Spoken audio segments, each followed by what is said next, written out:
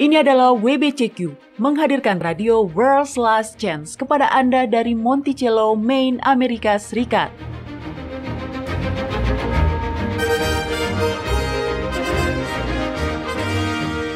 Kerinduan hati dari setiap orang Kristen selama 2000 tahun adalah melihat Sang Juru Selamat kembali dan mendirikan sebuah kerajaan kekal di atas bumi.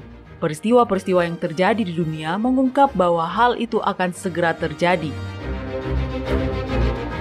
Tetaplah bersama kami untuk belajar cara Anda dapat bersiap secara rohani menghadapi peristiwa-peristiwa akhir zaman. Radio WLC mempersiapkan orang untuk hidup dalam kerajaan Yahwa di bumi yang akan ditegakkan saat Kristus kembali.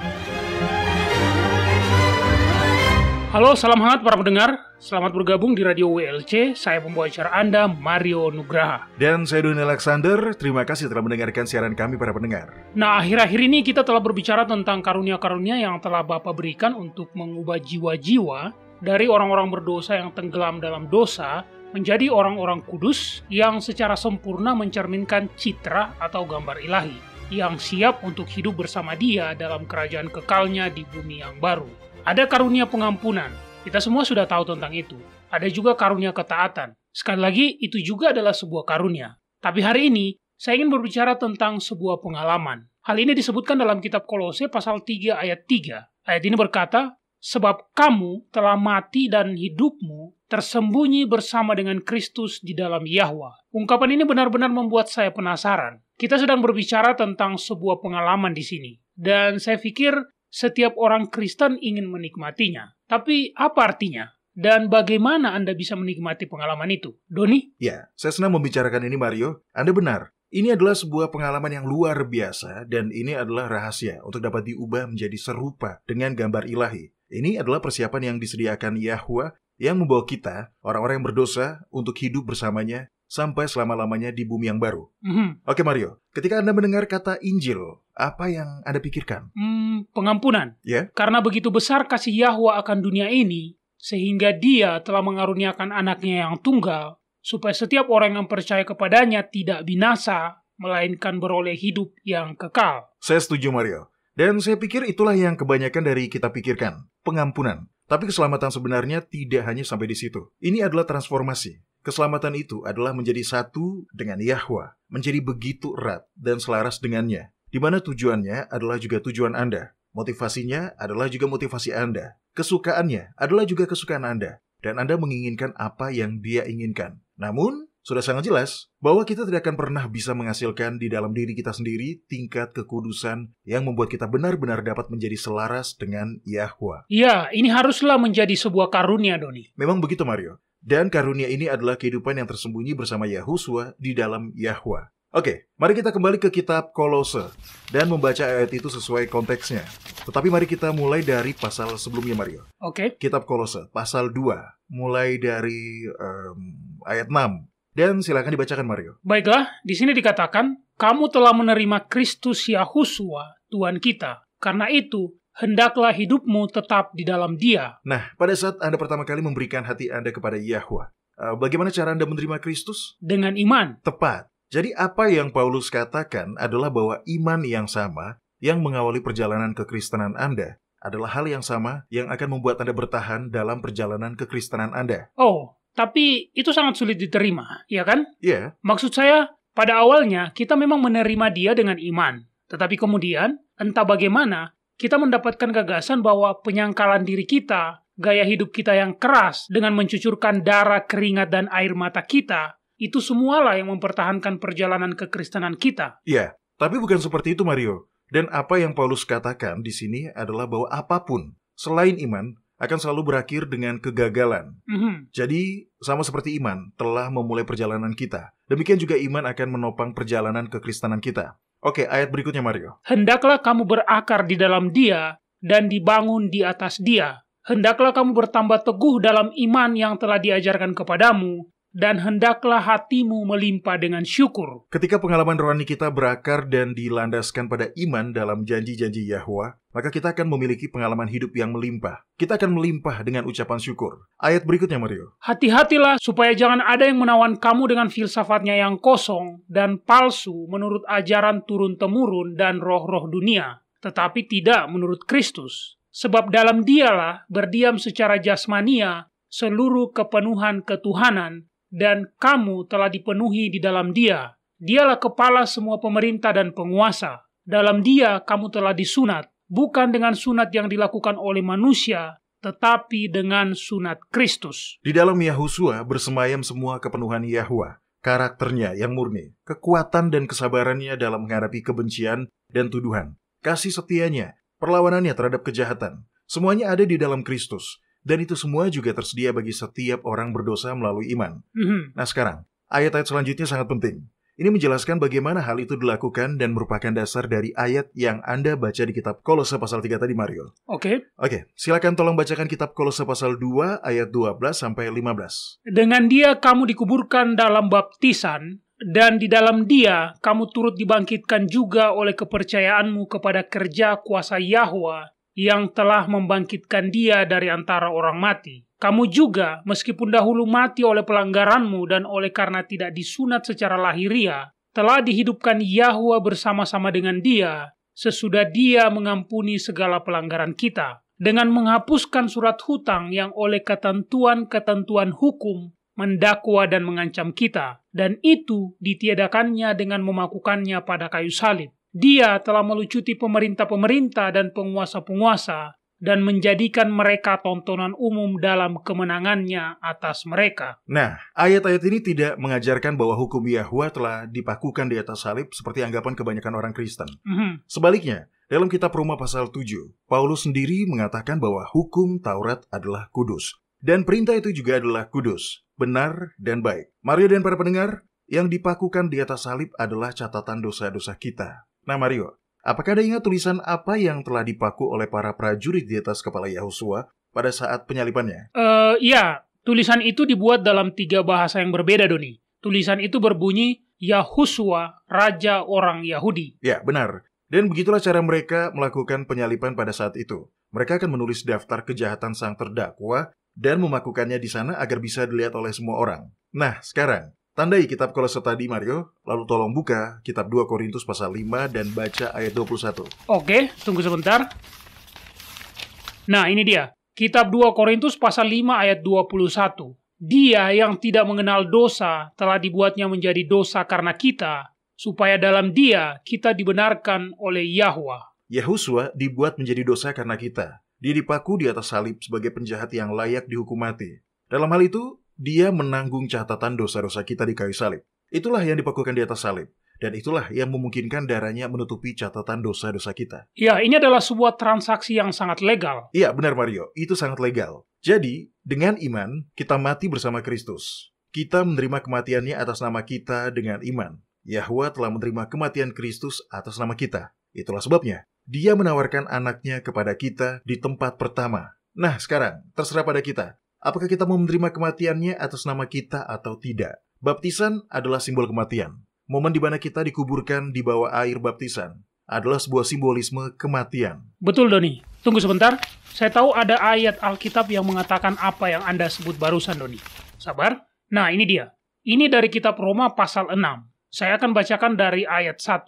Di sini dikatakan, jika demikian, apakah yang hendak kita katakan? Bolehkah kita bertekun dalam dosa supaya semakin bertambah kasih karunia itu? Yahwa melarang. Bukankah kita telah mati bagi dosa? Bagaimanakah kita masih dapat hidup di dalamnya? Atau tidak tahukah kamu bahwa kita semua yang telah dibaptis dalam Kristus telah dibaptis dalam kematiannya? Dengan demikian kita telah dikuburkan bersama-sama dengan Dia oleh baptisan dalam kematian, supaya sama seperti Kristus telah dibangkitkan dari antara orang mati oleh kemuliaan Bapa, demikian juga kita akan hidup dalam hidup yang baru. Ya, di sini, di ayat-ayat inilah, transaksi kasih karunia itu digambarkan. Dengan iman, kita mati bersama Yahusua. Kita menerima kematiannya atas nama kita. Kemudian, sama seperti Dia, dibangkitkan untuk hidup kembali. Kita dibangkitkan untuk menghidupi hidup yang baru. di mana kita, seperti Kristus, hidup dalam ketaatan dengan iman. Kita hidup dalam keselarasan dengan Yahwa, dengan iman.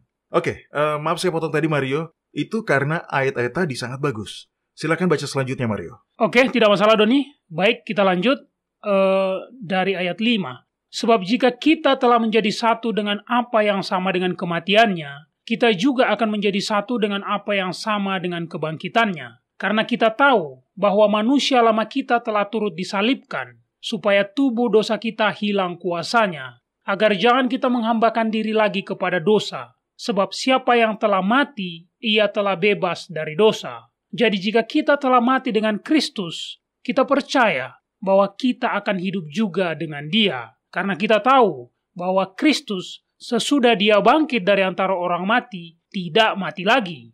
Maut tidak berkuasa lagi atas Dia. Sebab kematiannya adalah kematian terhadap dosa, satu kali dan untuk selama-lamanya. Dan kehidupannya adalah kehidupan bagi Yahwa. Baik, terima kasih sudah membacakan semuanya Mario. Inilah artinya mati bersama Kristus dan hidup bersamanya. Nah, sekarang mari kita kembali ke kitab Kolose pasal 3 ayat 1-4. Karena itu, kalau kamu dibangkitkan bersama dengan Kristus, carilah perkara yang di atas, di mana Kristus ada, duduk di sebelah kanan Yahwa. Pikirkanlah perkara yang di atas, bukan yang di bumi. Sebab kamu telah mati dan hidupmu tersembunyi bersama dengan Kristus di dalam Yahwa. Apabila Kristus yang adalah hidup kita menyatakan diri kelak, kamu pun akan menyatakan diri bersama dengan Dia dalam kemuliaan. Ketika dengan iman kita menerima kematian Yahusua atas nama kita, maka kebangkitannya juga menjadi milik kita melalui iman. Inilah artinya tersembunyi bersama Kristus di dalam Yahwa. Ketika hidup kita tersembunyi bersama Kristus di dalam Yahwa, bukan hanya kematiannya yang menjadi milik kita, tetapi hidupnya juga. Dan karena hidupnya adalah milik kita, maka ketaatannya juga menjadi milik kita melalui iman. Benar, dan ketaatan itu penting. Kita betul-betul tidak bisa mengatakan bahwa ketaatan itu telah dipaku di atas salib. Karena seperti yang Anda sudah tekankan tadi, Doni, apa yang dipakukan di atas salib adalah bukan hukum Yahwa, tetapi pelanggaran-pelanggaran kita terhadap hukumnya, yaitu catatan saat kita melanggarnya. Ya, betul sekali Mario. Tolong buka dan bacakan kitab Wahyu pasal 22 ayat 14 sekarang. Ini adalah pasal terakhir dari kitab terakhir di dalam Alkitab. Ini ditulis beberapa dekade setelah kematian, kebangkitan, dan kenaikan Yahusua ke surga. Baik, apa yang dikatakan di situ Mario? Berbahagialah mereka yang melakukan perintah-perintahnya, karena merekalah yang akan memperoleh hak atas pohon-pohon kehidupan, dan masuk melalui pintu-pintu gerbang ke dalam kota itu. Nah, Mario dan para pendengar, ketaatan pada perintah Yahwa adalah prasyarat untuk masuk ke Yerusalem baru. Jangan percaya sebaliknya. Kristus sendiri taat kepada hukum ilahi. Mari kita lihat kitab Ibrani pasal 5 ayat 8 dan 9. Di ayat-ayat ini, ketaatan dalam perjanjian baru dibicarakan. Sudah dapat Mario? Ya. Oke, silakan dibacakan. Dan sekalipun dia adalah anak, dia telah belajar menjadi taat dari apa yang telah dideritanya, dan sesudah dia mencapai kesempurnaannya, dia menjadi pokok keselamatan yang abadi bagi semua orang yang taat kepadanya. Bukankah itu menarik? Yahusua menjadi pokok keselamatan yang abadi bagi semua orang yang Yang berpegang teguh pada keyakinan bahwa mereka tidak lagi harus taat. Tidak. Yang berpegang teguh pada keyakinan bahwa hukum Taurat telah dipakukan di atas salib. Tidak. Tidak. Dia menjadi pokok keselamatan yang abadi bagi semua orang yang taat kepadanya. Setan tahu bahwa aturan atau kondisi untuk hidup kekal dan mati kekal tidak pernah berubah. Taat dan hidup, tidak taat dan mati. Setanlah yang bertanggung jawab mengapa orang-orang salah paham pada hukum ilahi. Benar. Di satu sisi, Anda mendapati banyak orang Kristen yang setia, yang percaya bahwa dalam hidup ini, mereka harus tidak berdosa agar dapat diselamatkan. Karena mereka dengan tulus ingin menghormati Yahwa dan melakukan apa yang benar. Maka adalah sangat mudah bagi golongan Kristen seperti ini untuk terjebak dalam lumpur doktrin selamat karena perbuatan. Ya, tentu. Yahwa itu kudus, dan mereka tahu bahwa mereka tidak kudus. Jadi tentu saja jika mereka mengasihi Dia, maka mereka akan fokus untuk mencoba mengatur hidup mereka sesuai dengan kehendak Yahwa, tapi yang menurut versi mereka, Doni. Ya, di mana seharusnya mereka melakukannya dengan iman, yang merupakan satu-satunya cara yang menyenangkan dan diterima Yahwa. Tapi sebaliknya, mereka lebih fokus pada upaya penyangkalan diri untuk menjadi kudus. Hampir-hampir itu seperti kekudusan karena penyangkalan diri. Saya malahan mengenal seseorang yang merasa bahwa terlalu banyak tertawa itu salah. Apa? Kenapa? Nah, alasannya adalah karena kita hidup di masa-masa yang genting. Segala sesuatu yang remeh dan lucu adalah hal-hal yang sepele dan itu adalah bentuk penyangkalan bahwa kita sedang hidup pada masa-masa yang genting. Iya, itu menyedihkan. Berjalan ke sana kemari dengan wajah murung bukanlah cara kita menyucikan diri. Dan itu tentu saja bukan cerminan yang baik dari sukacita dan kedamaian yang Yahweh hadirkan di dalam hati semua orang yang menerimanya. Sangat benar. Baik para pendengar, jangan kemana-mana. Setelah jeda sejenak, kami akan segera kembali.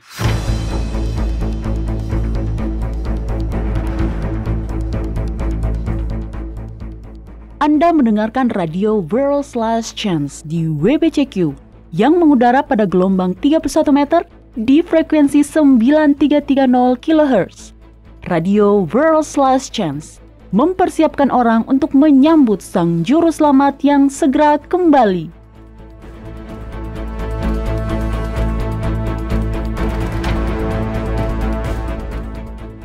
Harapan indah setiap orang Kristen selama hampir 2000 tahun adalah hidup untuk melihat Sang Juru Selamat kembali dalam awan kemuliaan. Kitab 1 Korintus pasal 15 menjanjikan bahwa orang-orang benar yang telah mati akan dibangkitkan kembali. Dan mereka yang masih hidup akan diubah dalam sekejap mata pada saat nafiri yang terakhir.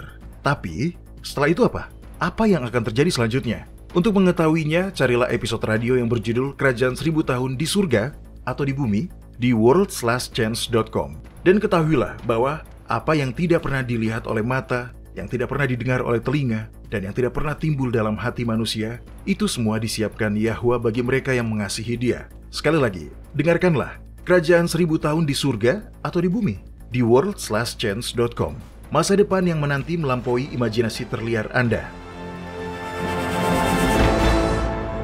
World's Last Chance telah membuat lebih dari 1.500 video dokumenter dalam lebih dari 30 bahasa. Kunjungi situs kami di worldslastchance.com atau nonton videonya pada channel WLC di YouTube. Video-video dokumenter baru tentang berbagai topik penting terus dirilis sepanjang waktu. Mulailah menontonnya dan pelajarilah kebenaran selama Anda masih memiliki kesempatan di worldslastchance.com.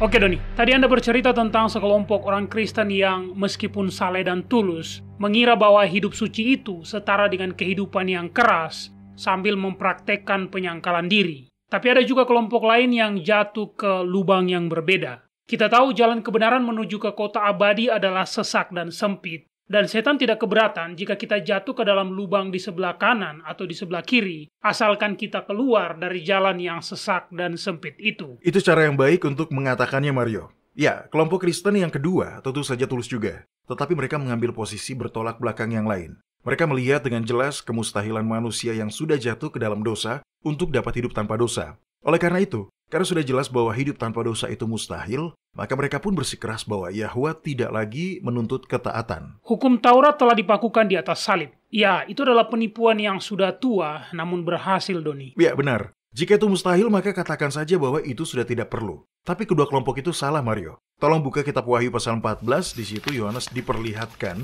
orang-orang yang menang dan dia memberikan gambaran yang indah tentang mereka. Mari kita mulai dengan ayat 3 sampai ayat 5, Mario. Mereka menyanyikan suatu nyanyian baru di hadapan tahta dan di depan keempat makhluk dan tua-tua itu. Dan tidak seorang pun yang dapat mempelajari nyanyian itu selain daripada 144.000 orang yang telah ditebus dari bumi itu. Mereka adalah orang-orang yang tidak mencemarkan dirinya dengan perempuan-perempuan karena mereka murni sama seperti perawan. Mereka adalah orang-orang yang mengikuti anak domba itu kemana saja dia pergi. Mereka ditebus dari antara manusia sebagai korban-korban sulung bagi Yahweh dan bagi anak domba itu. Dan di dalam mulut mereka tidak terdapat dusta. Mereka tidak bercela. Bukankah ini penggambaran yang menarik? Kelompok khusus dari orang-orang yang ditebus ini digambarkan sebagai perawan. Nah, tentu ini adalah sebuah simbol. Jadi itu tidak berarti bahwa Anda harus menjadi seorang perawan secara fisik. Sebaliknya, dikatakan bahwa mereka adalah perawan-perawan rohani. Dalam kitab suci, gereja yang murni digambarkan sebagai seorang perawan dan pengantin Kristus. Sementara seorang pelacur adalah simbol dari gereja yang tidak murni, yang mengajarkan kesalahan. Benar. Orang-orang yang ditebus disebut perawan, karena mereka memiliki iman yang murni. Kemudian, Yohanes menyatakan dengan tegas bahwa orang-orang yang ditebus itu memelihara hukum ilahi. Baca kitab Wahyu pasal 14 ayat 12 Mario. Apa yang dikatakan di situ? Yang penting di sini ialah ketekunan orang-orang kudus yang menuruti perintah-perintah Yahwa dan iman kepada Yahusua. Mereka yang menuruti perintah-perintah Yahwa dan iman kepada Yahusua. Anda tidak dapat memilih. Anda tidak dapat memiliki salah satunya saja. Faktanya, meskipun benar bahwa ketaatan itu diperlukan, sama benarnya bahwa tidak ada orang dengan sifat yang berdosa yang benar-benar dapat hidup dalam ketaatan. Disinilah iman Yahusua masuk. Oke, tolong kembali ke kitab Wahyu pasal 3 Mario, dan sementara Anda melakukannya, saya akan membaca kitab Roma pasal 12 ayat 3. Oke. Perhatikan apa yang dikatakan tentang iman.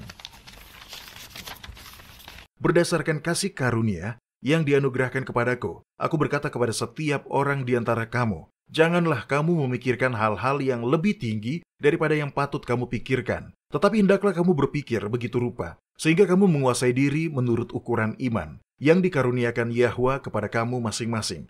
Nah, pertanyaannya, apa yang dikatakan tentang iman? Di ayat itu dikatakan bahwa Yahwa telah memberikan kepada setiap orang karunia iman. Iya, dengan ukuran iman masing-masing. Baiklah, Anda sudah membuka kitab Wahyu pasal 3 Mario? Ya. Mari kita baca sekarang apa yang Yahusua katakan kepada orang-orang Laodikia, mulai dari ayat 14. Dan tuliskanlah kepada malaikat jemaat di Laodikia, inilah firman dari Amin, saksi yang setia dan benar, permulaan dari ciptaan Yahwa. Aku tahu segala pekerjaanmu, engkau tidak dingin dan tidak panas. Alangkah baiknya jika engkau dingin atau panas. Jadi karena engkau suam-suam kuku dan tidak dingin atau panas, aku akan memuntahkan engkau dari mulutku. Karena engkau berkata, aku kaya dan aku telah memperkayakan diriku, dan aku tidak kekurangan apa-apa. Dan karena engkau tidak tahu bahwa engkau melarat dan malang, miskin, buta, dan telanjang, maka aku menasihatkan engkau supaya engkau membeli daripadaku emas yang telah dimurnikan dalam api, agar engkau menjadi kaya, dan juga pakaian putih, supaya engkau memakainya, agar jangan kelihatan ketelanjanganmu yang memalukan, dan lagi minyak untuk melumas matamu, supaya engkau dapat melihat. Ini adalah gereja generasi terakhir. Kita telah mengumpulkan lebih banyak pengetahuan daripada gereja sebelumnya sejak zaman gereja apostolik. Namun karena semua berkat rohani yang begitu kaya ini, kita pun telah menjadi sombong dan berpuas diri secara rohani. Yahusua mendesak kita untuk datang kepadanya untuk mendapatkan minyak pelumas mata, agar kita memiliki kepekaan rohani. Dan juga untuk mendapatkan jubah putih kebenarannya. Dan ada satu lagi, Mario. Emas yang telah dimurnikan di dalam api. Iya, benar. Dan ini adalah simbol dari iman Yahusua. Hanya iman yang telah dimurnikan dalam api penderitaan sampai selevel itu. Ya, kita semua telah diberi ukuran iman masing-masing. Dan iman itu cukup untuk percaya bahwa jika kita datang kepada Yahwa dan meminta emas dari iman Yahusua, itu akan diberikan kepada kita. Ini adalah poin yang sangat penting karena hanya dengan iman kita dapat hidup bersama Kristus di dalam Yahwa. Satu-satunya cara seseorang dapat berharap untuk dianggap patuh pada hukum ilahi dan menjadi pemelihara hukum adalah melalui iman. Hanya dengan itu saja. Jadi, singkirkanlah untuk selamanya dari pikiran Anda bahwa ketaatan itu ada hubungannya dengan banyak tidaknya Anda tertawa, atau dengan serius tidaknya hidup Anda, atau dengan menjalani kehidupan penyangkalan diri yang jauh lebih baik dari siapapun yang Anda kenal. Kita memang cenderung melakukan hal itu, ya kan? Iya. Segera setelah kita mengalihkan pandangan kita dari Kristus dan melihat diri kita sendiri, maka kita pun mulai membuat perbandingan. Ya, tapi itu konyol. Karena pada akhirnya tidak masalah jika hidup Anda hanya 97% benar atau hanya 3% benar. Yang mana berarti bahwa kebenaran Yahusua yang perlu diterapkan pada diri Anda adalah 3% atau 97%. Tapi intinya tanpa kebenarannya, Anda tetaplah tersesat. Jadi, kita semua membutuhkan Sang Juru Selamat. Dan satu-satunya cara kita dapat diselamatkan adalah dengan menggunakan iman yang telah diberikan kepada kita. Untuk meminta emas dari iman Kristus yang telah dimurnikan dalam api dan kemudian menerimanya.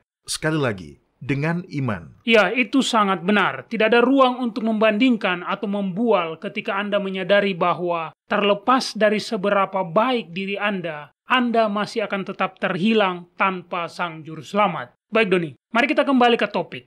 Tersembunyi bersama Kristus di dalam Yahwa. Tolong jelaskan lebih jauh arti dari hal ini, Doni. Tersembunyi bersama Kristus di dalam Yahwa berarti ditenggelamkan sepenuhnya oleh iman dalam kurban penebusan. Sehingga dosa-dosa kita ditutupi oleh kebenaran Yahusua. Dan pahamilah bahwa ini bukan hanya untuk dosa-dosa masa lalu kita. Ini juga untuk dosa-dosa dan ketidaksempurnaan dan kegagalan kita yang merupakan hasil alami dari sifat kita yang berdosa. Ya, dan kita semua memiliki sifat yang berdosa. Iya, dan semua orang yang telah menyembunyikan diri mereka dengan Kristus di dalam Yahwa akan dikaruniai sifat yang lebih tinggi pada saat Yahusua kembali nanti. Seperti setiap hal lain yang kita butuhkan, Yahwa akan menyediakan semua hal yang masih kurang. Saat Yahusua kembali, Dia akan memberi kita tubuh baru dan sifat baru yang lebih tinggi. Kemudian, dan memang barulah setelah itu, kita akan menjalani kehidupan yang tidak berdosa sama sekali. Paulus menggambarkan momen yang indah ini dalam kitab 1 Korintus pasal 15. Tolong buka dan baca ayat 50-53, Mario. Oke. Itu tertulis di dalam kitab 1 Korintus pasal 15 ayat 50-53. Baiklah, di sini Paulus berkata, "Saudara-saudara, inilah yang hendak kukatakan kepadamu, yaitu bahwa daging dan darah tidak mendapat bagian dalam kerajaan Yahwa, dan bahwa yang binasa tidak mendapat bagian dalam apa yang tidak binasa. Sesungguhnya, aku menyatakan kepadamu suatu rahasia. Kita tidak akan mati semuanya, tetapi kita semuanya akan diubah dalam sekejap mata pada waktu bunyi nafiri yang terakhir. Sebab nafiri akan berbunyi dan orang-orang mati akan dibangkitkan dalam keadaan yang tidak dapat binasa, dan kita semua akan diubah. Karena yang dapat binasa ini harus mengenakan yang tidak dapat binasa, dan yang dapat mati ini harus mengenakan yang tidak dapat mati." Itu sebuah janji yang sangat dinanti-nantikan. Benar. Mari kita lihat bagaimana hal ini bekerja dalam kehidupan Daud. Apa yang terlintas di pikiran Anda, Mario, saat memikirkan dia? Goliat, anak gembala, dan seorang raja. Seorang pria yang berkenan di hati Yahwa. Ya, itu dia. Tapi dia juga berpoligami, pembohong, pezina, dan pembunuh. Itu benar. Tapi kita cenderung mengabaikan hal-hal itu, ya kan? Ya, tapi terlepas dari banyaknya kegagalan Daud, Kitab Suci mengatakan bahwa dia adalah orang yang berkenan di hati Yahwa. Dan apakah Anda tahu alasannya, Mario? Karena dia sudah bertobat? Ya, dan karena dia mencintai hukum Yahwa. Kita lupa bahwa hukum Yahwa bukanlah daftar besar yang boleh dan tidak boleh dilakukan. Ini adalah transkrip dari karakternya.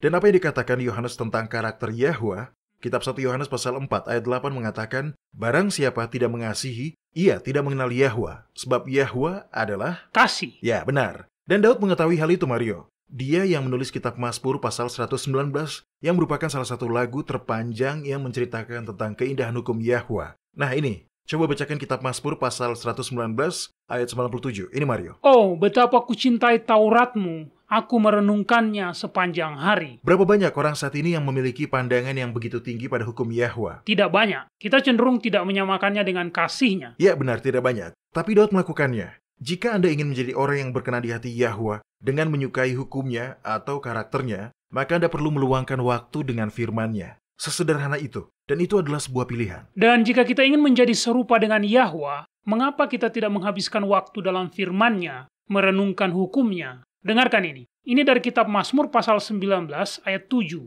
Di sini dikatakan, "Taurat Yahwa itu sempurna, menyegarkan jiwa. Peraturan Yahwa itu teguh, memberikan hikmat kepada orang yang tak berpengalaman." Ketika Anda memilih untuk menghabiskan waktu dalam firman Yahwa, maka rohnya akan mengubah Anda. Sang pencipta Anda akan menjadi sang pencipta ulang Anda. Benar.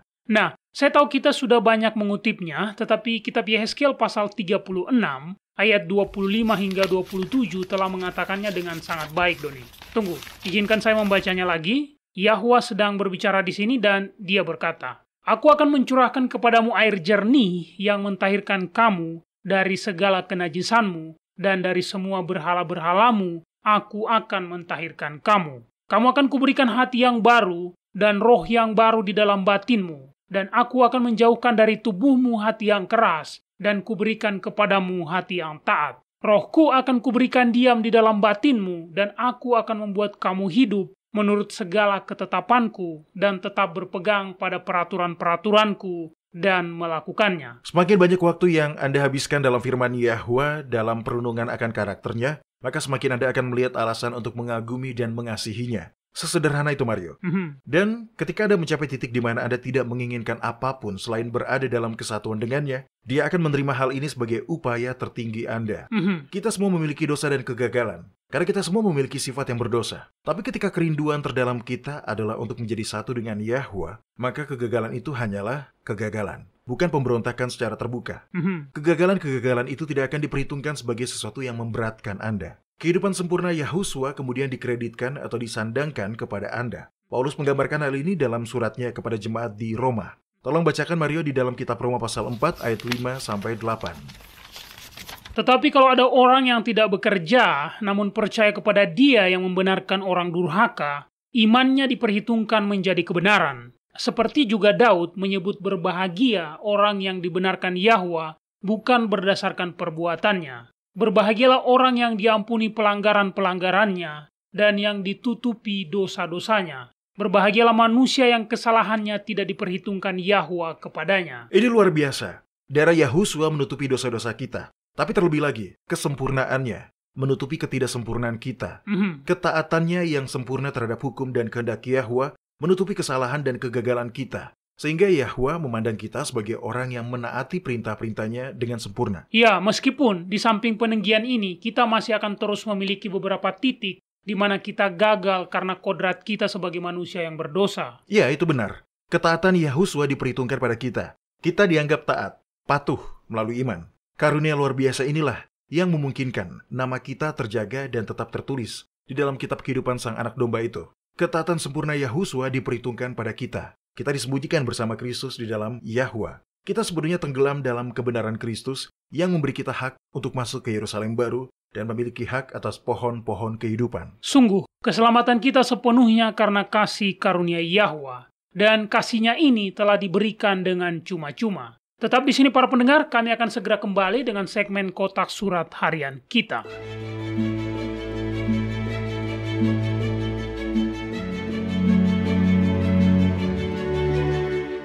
Anda mendengarkan radio World's Last Chance di WBCQ yang mengudara pada gelombang 31 meter di frekuensi 9330 kHz. Radio World's Last Chance mempersiapkan orang untuk menyambut Sang Juru Selamat yang segera kembali.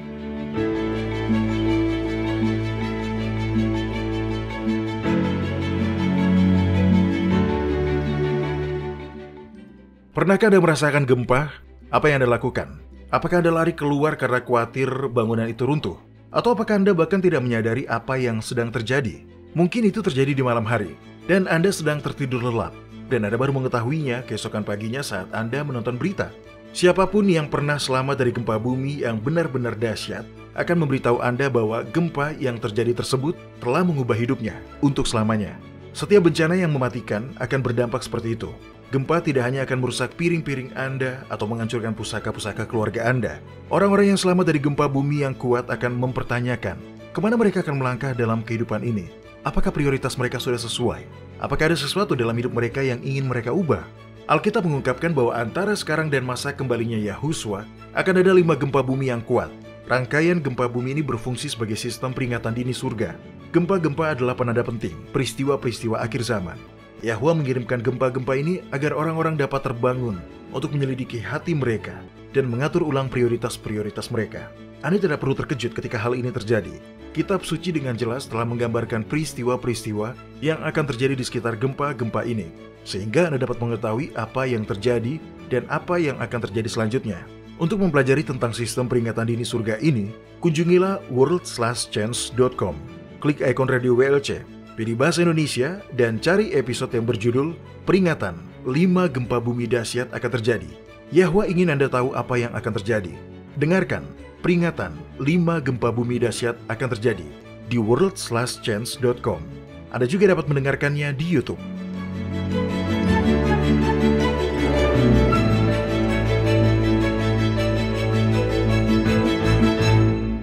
Jika Anda sudah berkomitmen untuk beribadah kepada Yahwa pada hari Sabat kudusnya yang ditentukan dengan kalender lunisolarnya yang ditetapkan pada masa penciptaan, World's Last Chance memiliki aplikasi yang dapat Anda gunakan baik di komputer maupun di smartphone Anda. Aplikasi kalender lunisolar WLC telah dirancang untuk memenuhi kebutuhan para pemelihara Sabat lunar di seluruh dunia. Kunjungilah website kami di worldslastchance.com. dan mulailah menggunakannya hari ini. Anda dapat mengaksesnya secara online dan mengunduhnya ke perangkat Anda atau bahkan memasangnya di website Anda sendiri. Aplikasi kalender lunisolar WLC adalah sebuah bahan yang sangat baik bagi semua orang yang berkomitmen untuk menghormati hari-hari raya Yahwa.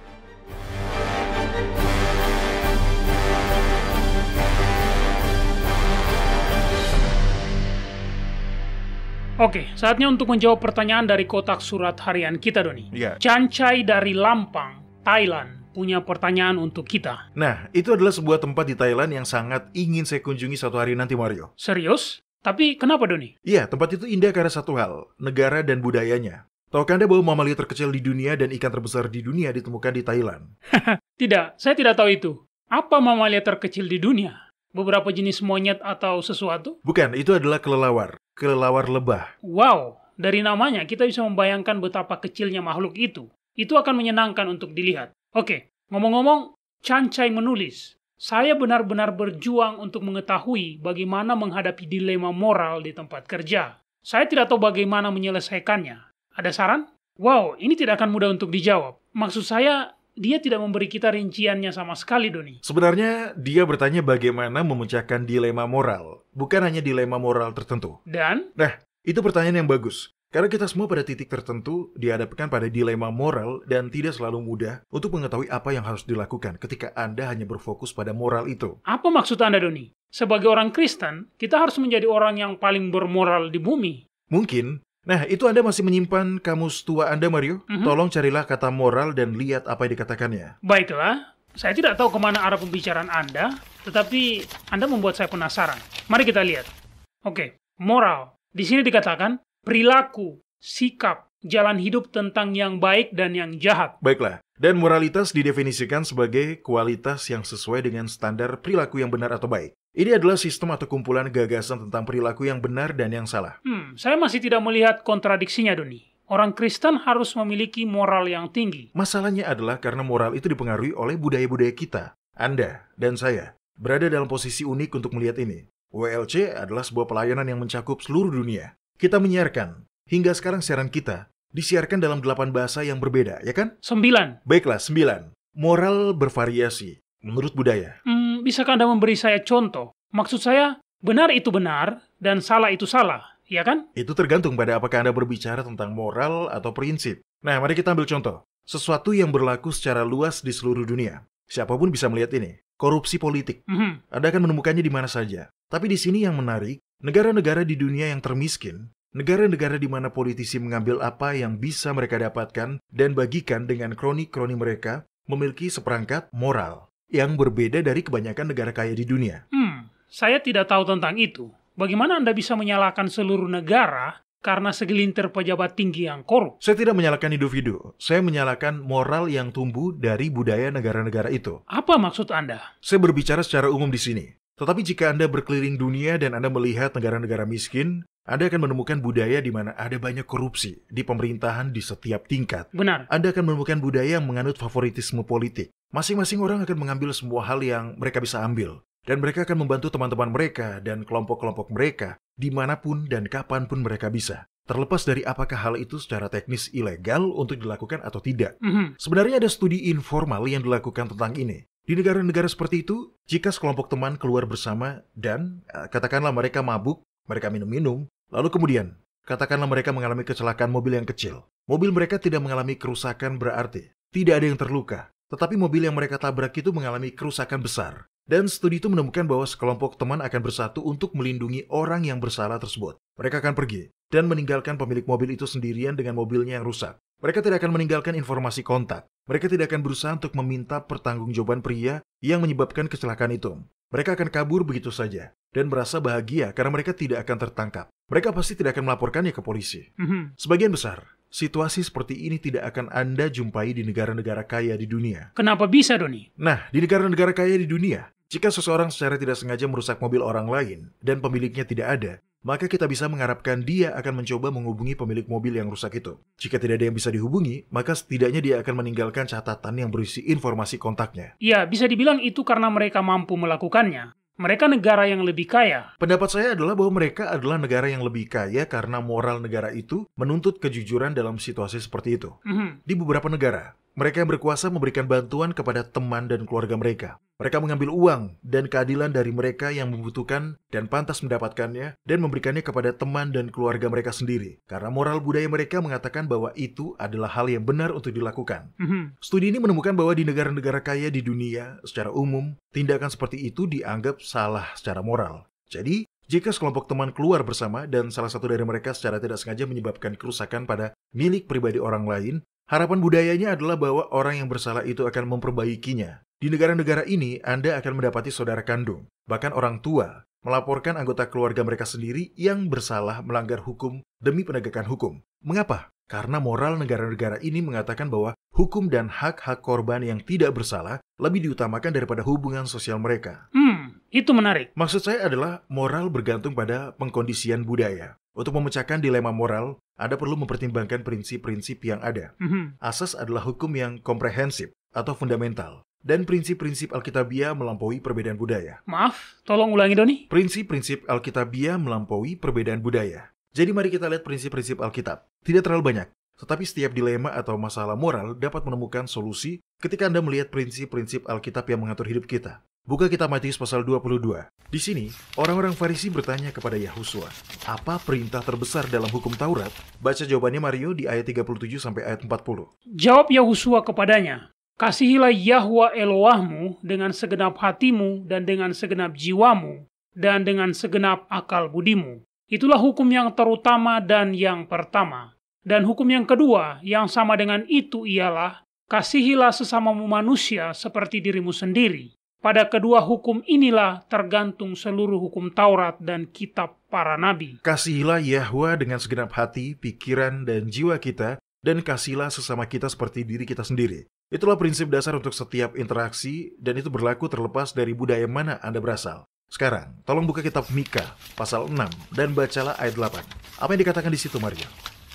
Hai manusia, telah diberitahukan kepadamu apa yang baik, dan apakah yang dituntut Yahwa daripadamu, selain berlaku adil, mencintai kesetiaan, dan hidup dengan rendah hati di hadapan Elohmu. Kita harus membiarkan keadilan membentuk semua tindakan-tindakan kita. Kita harus mencintai belas kasihan.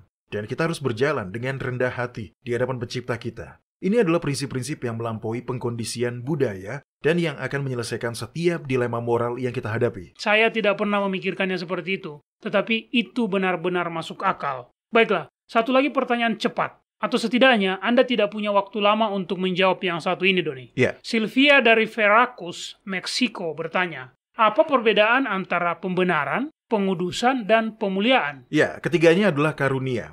Itu adalah hadiah. Pembenaran terjadi pada saat orang berdosa yang bertobat mengulurkan tangan iman dan meraih janji pengampunan. Pada saat itu, dosa-dosanya diampuni. Darah Yahusua menutupi catatan dosanya. Dan dia berdiri di hadapan Yahwa seolah-olah dia tidak pernah berdosa. Dan pengudusan? Pengudusan terjadi seketika dan juga sebuah proses. Itu juga merupakan anugerah cuma-cuma dan tersedia bagi siapa saja yang mau menerimanya dengan iman. Apa bedanya dengan pembenaran, Doni? Pembenaran adalah darah Kristus yang mengampuni dosa-dosa. Pengudusan adalah manfaat dari kehidupannya yang tanpa dosa yang disandangkan pada orang-orang percaya. Jadi, dia tidak hanya berdiri di hadapan Yahwa, seolah-olah dia tidak pernah berdosa. Itu pembenaran. Jadi orang-orang percaya juga berdiri di hadapan Yahwa, seolah-olah seluruh hidupnya telah dihabiskan untuk melakukan kehendak Yahwa, sama seperti yang Kristus telah lakukan. Ketika Bapa melihat Anda, dia melihat kehidupan yang mencerminkan kehendak ilahi dan karakter ilahi. Karena kebenaran Kristus telah disandangkan pada Anda. Lantas, mengapa itu juga disebut sebagai sebuah proses, Doni? Ini juga merupakan sebuah proses karena ketika orang percaya telah sepenuhnya berserah dan telah menerima karunia-karunia ini dengan iman, maka janji dalam kitab Yeskiel pasal 36 terpenuhi. Itu yang Anda baca beberapa saat yang lalu. Kamu akan kuberikan hati yang baru dan roh yang baru di dalam batinmu. Dan aku akan menjauhkan dari tubuhmu hati yang keras dan kuberikan kepadamu hati yang taat. Rohku akan kuberikan diam di dalam batinmu. Dan aku akan membuat kamu hidup menurut segala ketetapanku dan tetap berpegang pada peraturan-peraturanku dan melakukannya. Namun, hal yang perlu diingat adalah bahwa proses ini adalah buah dari pembenaran dan penyucian melalui iman. Itu bukan prasyarat. Jadi, pemuliaan itu apa, Doni? Pemuliaan juga merupakan sebuah karunia. Itu adalah anugerah. Kita sudah membicarakannya sebelumnya. Itu terjadi pada saat Yahusua kembali. Akan ada orang percaya yang masih hidup di bumi pada saat itu. Paulus menjelaskan hal ini dalam kitab 1 Korintus pasal 15 ayat 51 dan 52. Tolong bacakan Mario. Baik, di sini dikatakan, sesungguhnya aku menyatakan kepadamu suatu rahasia. Kita tidak akan mati semuanya, tetapi kita semuanya akan diubah dalam sekejap mata pada waktu bunyi nafiri yang terakhir. Sebab nafiri akan berbunyi dan orang-orang mati akan dibangkitkan dalam keadaan yang tidak dapat binasa dan kita semua akan diubah. Pemuliaan memberi orang-orang kudus yang hidup dua hal. Tubuh mulia yang abadi dan sifat yang lebih tinggi sehingga mereka tidak akan pernah berbuat dosa lagi. Dan itu semua adalah anugerah kasih karunia. Ya, benar sekali Mario. Baik para pendengar, waktu kita untuk menjawab pertanyaan yang Anda kirimkan hanya sampai di sini. Tapi silakan tetap kirimkan pertanyaan, komentar, dan permintaan doa Anda kepada kami. Kunjungi saja worldslastchance.com, pilih bahasa Indonesia dan klik hubungi kami. Kami selalu senang mendengar dari Anda. Anda menyukai apa yang Anda dengar? Kunjungi situs kami di worldslastchance.com untuk mendengarkan episode-episode lain dari program radio kami. Radio World's Last Chance mempersiapkan orang untuk menyambut Sang Juru Selamat yang segera kembali.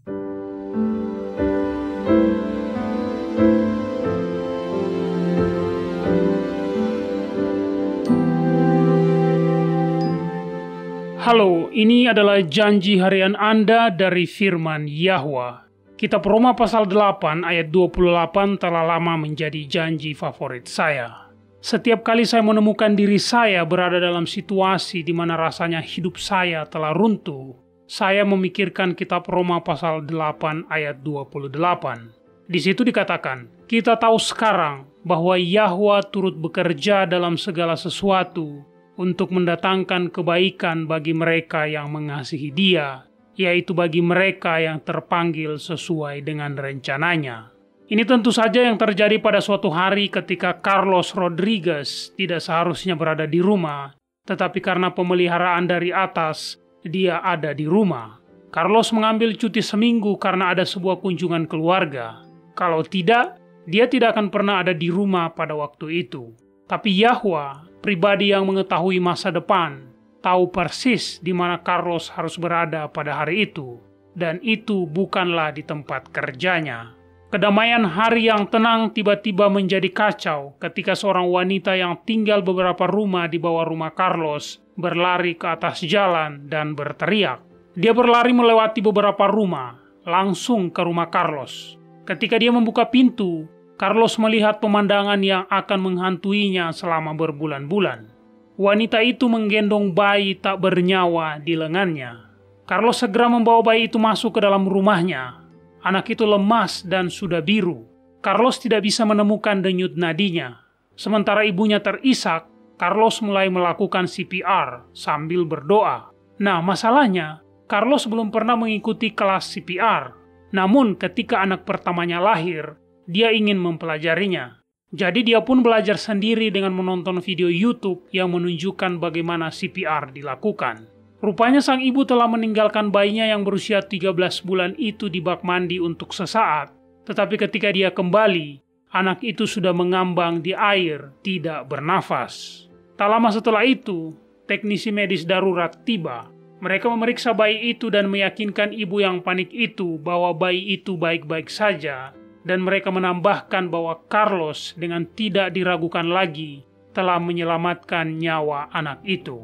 Saat Carlos mendongak ke atas dari tempat dia berlutut untuk menghembuskan nafas kehidupan ke dalam anak itu, Carlos menyadari bahwa dia telah melakukan CPR di bawah gambar Yahusua.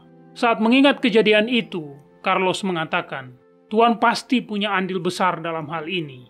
Kemudian saya bertanya kepada si ibu, mengapa kamu datang ke rumah saya? Dan si ibu berkata bahwa Tuhan membimbingnya ke sini.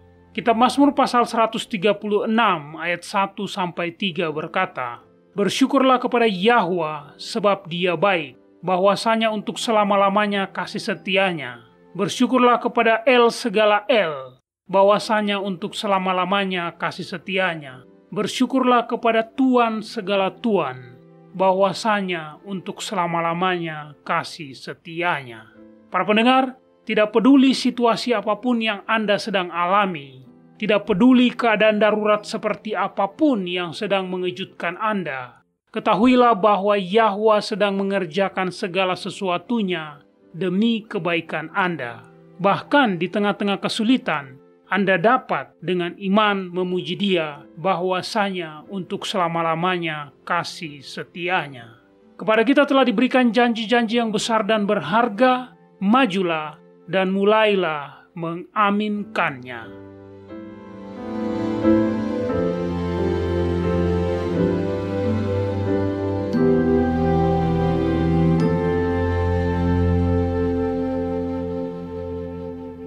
World's Last Chance berdedikasi untuk mempersiapkan orang menyambut Sang Juru Selamat yang segera kembali. Acara siaran radio harian kami tersedia dalam 7 bahasa berbeda dari seluruh dunia dan masih banyak bahasa-bahasa lain lagi yang akan mengudara. Video-video dan artikel-artikel kami telah diterjemahkan ke dalam lebih dari 30 bahasa berbeda. Dan kami tidak hanya fokus pada salah satu poin pengajaran. Kami bersedia untuk bekerja sama dengan surga untuk membawa semua kebenaran ke dunia. Artikel-artikel dan video-video kami mencakup berbagai topik-topik penting pada pertumbuhan dan pembangunan dari perjalanan kekristenan.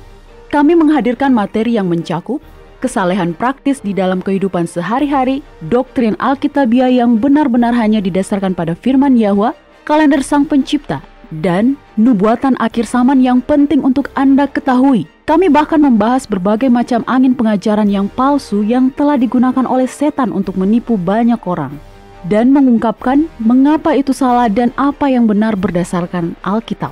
Kunjungilah kami hari ini di worldslastchance.com. Pelajarilah kebenaran di hari-hari terakhir ini.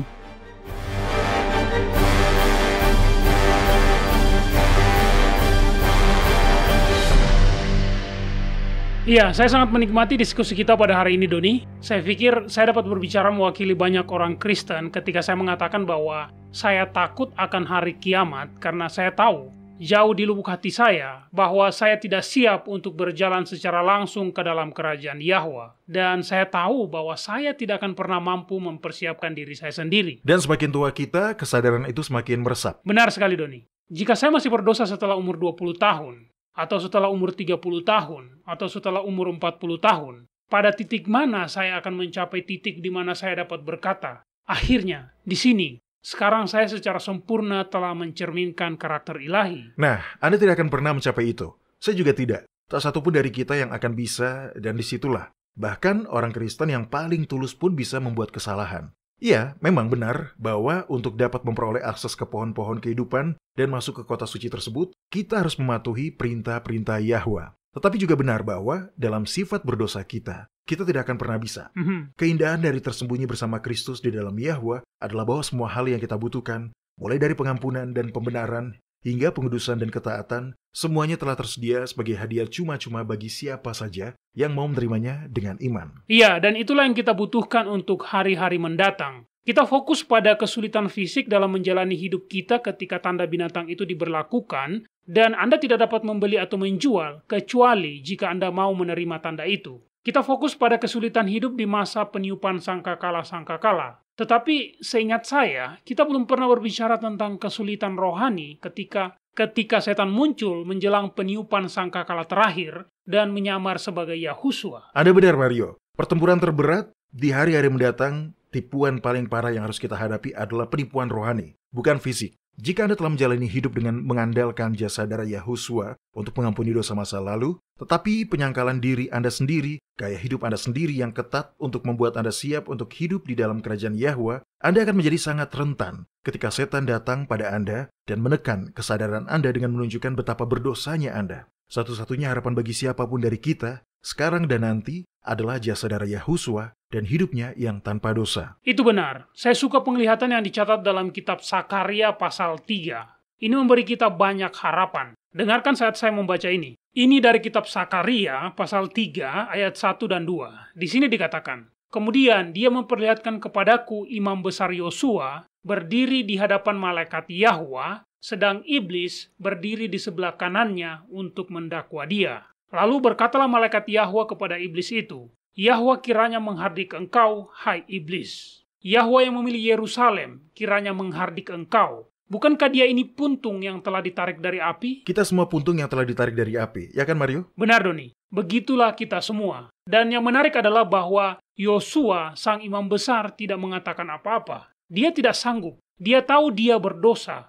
Ayat berikutnya mengatakan, adapun Yosua mengenakan pakaian yang kotor waktu dia berdiri di hadapan malaikat itu. Sekali lagi, Yosua tidak menjawab setan karena dia tahu dia tidak bisa. Dia tahu dia berdosa. Ini adalah pakaian dari kebenaran dirinya sendiri. Dia terdiam berdiri menghadapi tuduhan setan karena dia tahu tuduhan itu benar. Ya, tapi lihatlah ayat berikutnya. Iya, saya sudah melihat ayatnya, Doni. Saya sudah membacanya dalam hati. Ini dia. Coba baca lagi. Oke, di ayat ini Yahwa yang sekarang berbicara. Dia mengatakan, tanggalkanlah pakaian yang kotor itu daripadanya. Dan kepada Yosua, dia berkata, lihat, dengan ini aku telah menjauhkan kesalahanmu daripadamu. Aku akan mengenakan kepadamu pakaian pesta. Nah, ini adalah sebuah karunia, sebuah hadiah, Doni. Inilah jubah kebenaran Kristus yang dikenakan kepada Yosua. Dan itulah yang saya terus-menerus pikirkan saat Anda menjelaskannya selama program hari ini. Di hari-hari mendatang, ketika setan datang kepada kita dan menekan kita dengan rasa bersalah karena dosa-dosa kita sendiri, tidak ada yang bisa kita katakan untuk menolak tuduhan itu karena tuduhan itu benar. Yang dapat kita lakukan hanyalah menerima tuduhan itu, mengakuinya sebagai tuduhan yang benar dan berkata, ya, tetapi Yahwa sangat mengasihi saya sehingga dia memberikan anaknya yang tunggal supaya saya percaya kepadanya, sehingga saya tidak akan binasa melainkan beroleh hidup yang kekal. Oleh iman, saya telah mati bersama Kristus. Oleh karena itu, kebenarannya adalah milik saya dan saya diterima di pihak Dia yang mengasihi saya.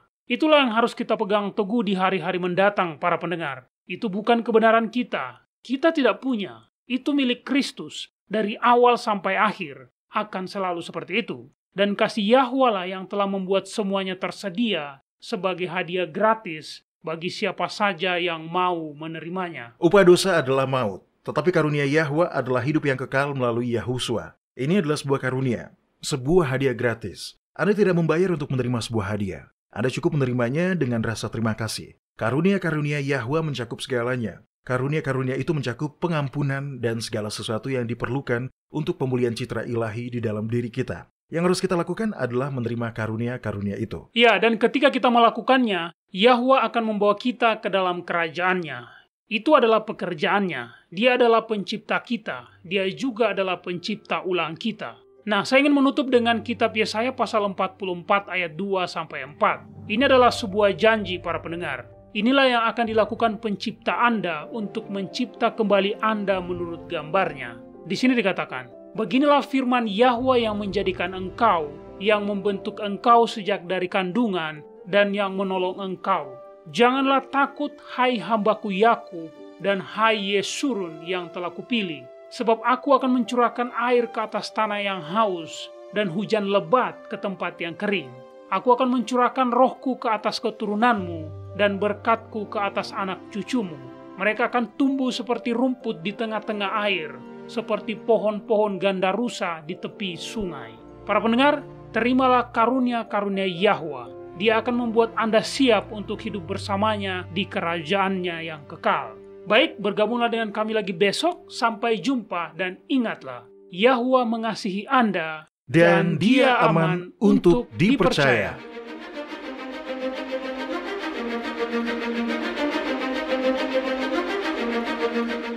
Anda baru saja mendengarkan radio WLC.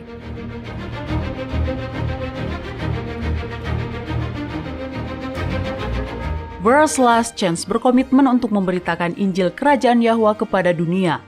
Nubuatan dan peristiwa-peristiwa terbaru mengindikasikan bahwa Sang Juru Selamat sudah akan kembali dalam waktu yang tidak lama lagi. Orang-orang kudus kemudian akan diberikan hidup yang kekal dan Kerajaan Yahwa akan ditegakkan di sini, di bumi ini.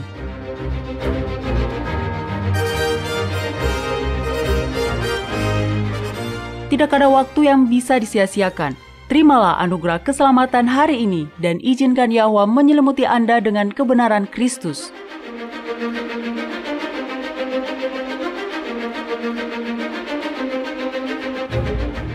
Program ini serta episode radio WLC yang lain tersedia di worldslastchance.com. Klik ikon radio WLC di bagian kanan atas beranda.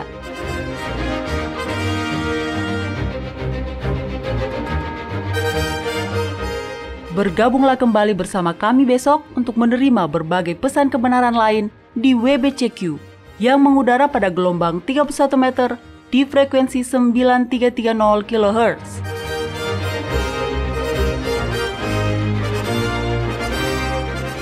Radio WLC mempersiapkan orang untuk hidup dalam kerajaan Yahwa di bumi yang akan ditegakkan saat Kristus kembali tidak lama lagi.